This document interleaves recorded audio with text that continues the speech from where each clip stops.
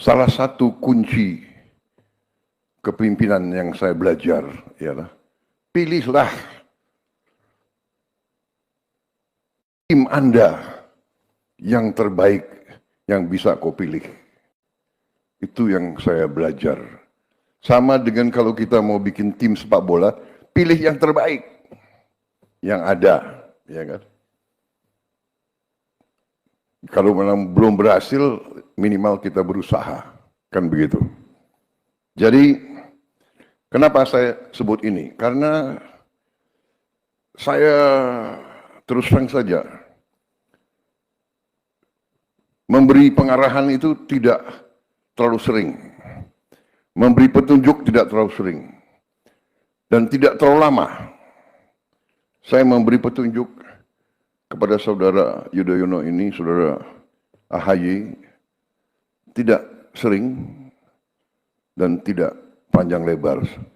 Saya sampaikan ini intinya, beliau bisa nangkap, dan saudara-saudara, tadi ini yang beliau sampaikan, inilah sebenarnya yang sedang kita kerjakan. Jadi saudara-saudara sekalian, kita akui masih banyak tantangan, masih banyak kesulitan. Kita akui bahwa kita harus mengejar ketertinggalan kita dengan perkembangan yang begitu dahsyat di dunia sekarang ini. Tapi kita bertekad bahwa kita bisa mengejar ketertinggalan itu.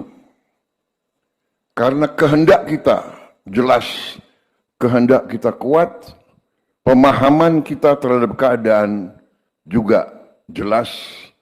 Nah, sekarang tinggal mempersatukan kehendak tersebut, mempersatukan kolaborasi, dan bekerja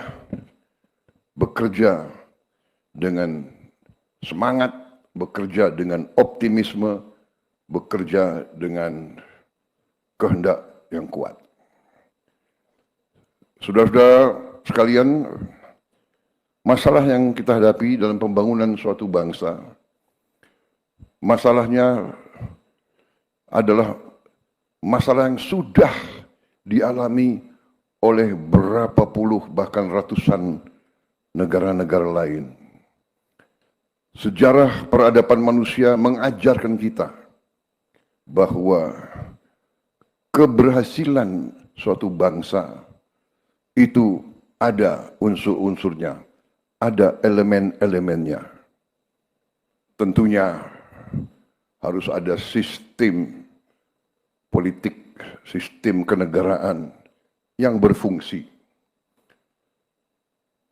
Sistem kenegaraan itu menyangkut sistem hukum yang berkeadilan, yang berfungsi. Kemudian dengan sistem tersebut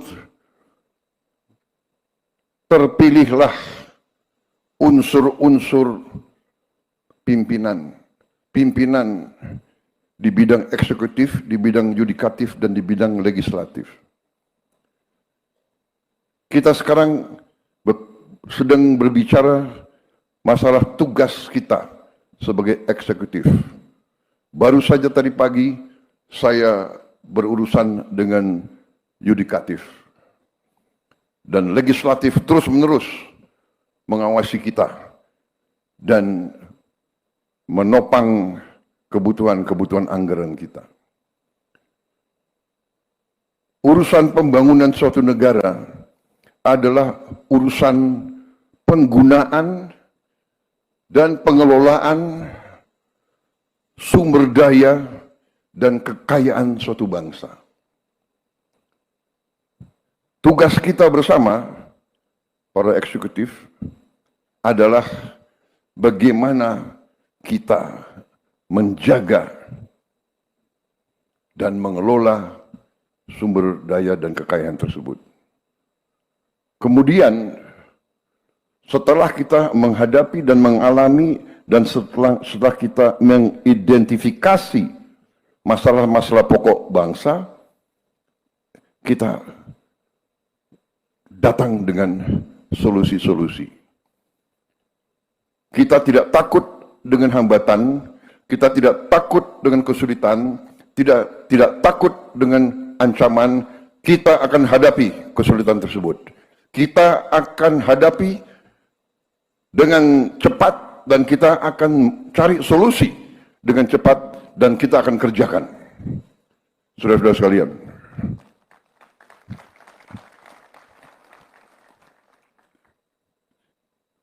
swasembada pangan, swasembada energi, swasembada air.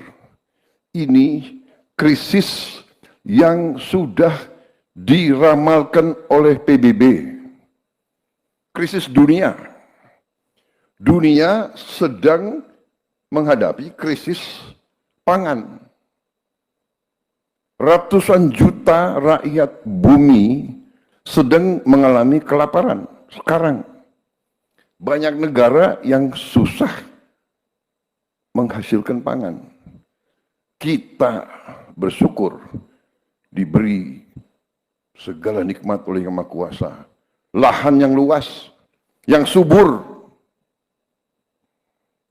air yang cukup,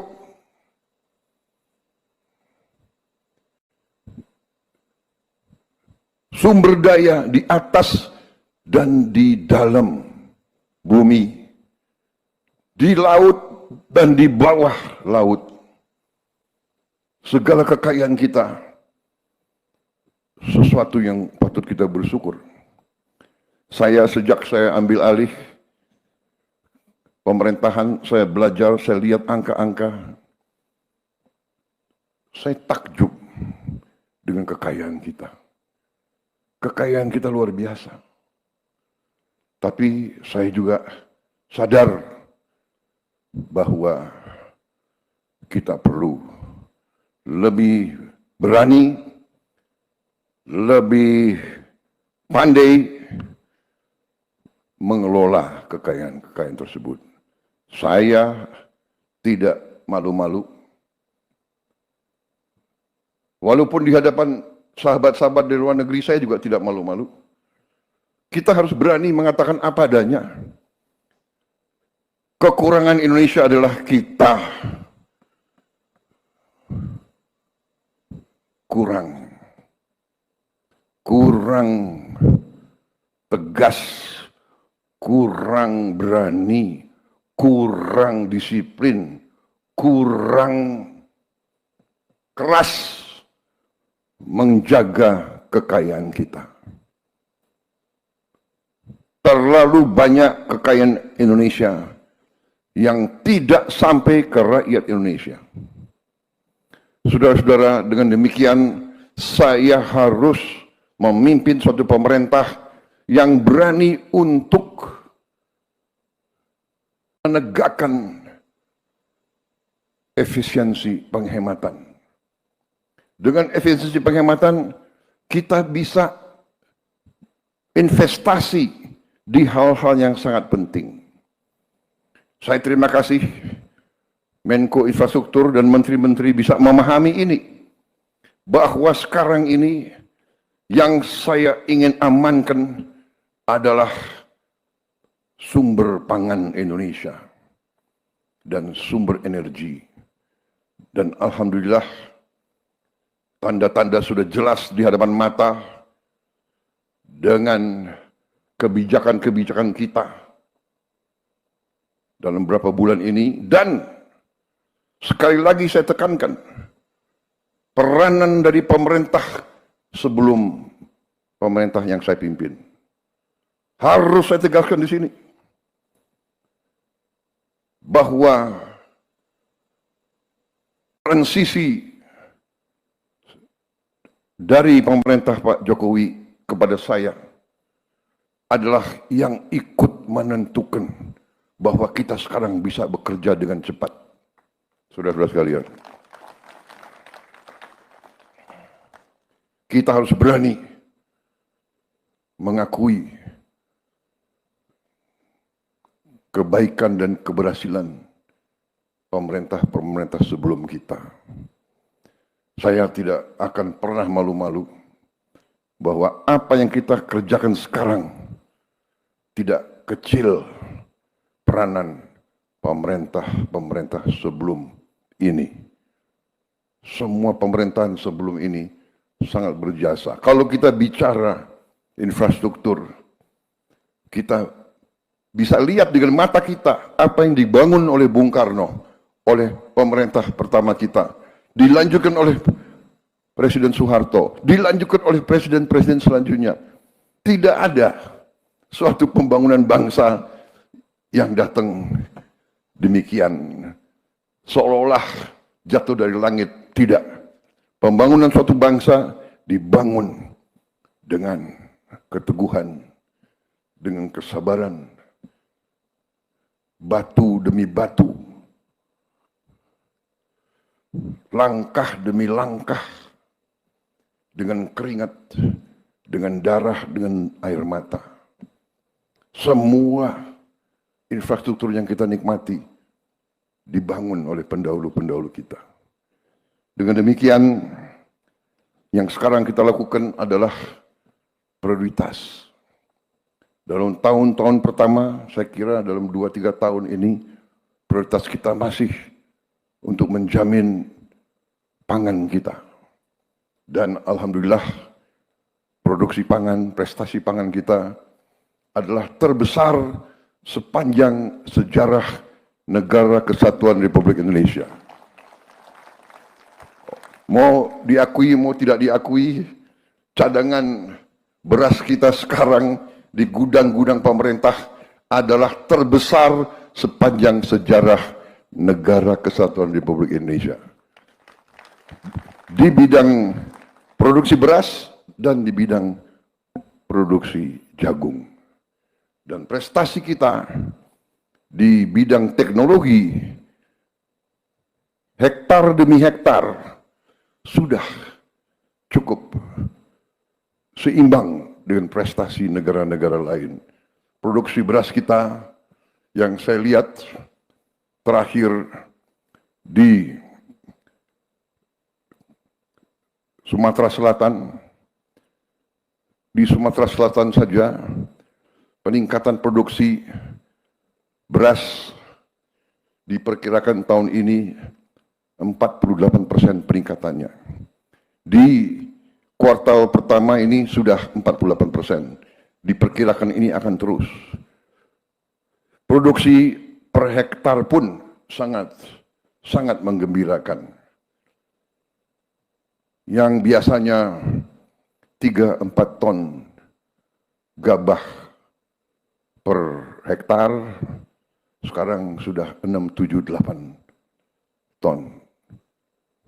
Sangat luar biasa. Di beberapa tempat bukan saja 3 kali panen, ada beberapa tempat di Indonesia sudah 4 kali panen 1 tahun, saudara sekalian. Saya kira ini prestasi dunia yang perlu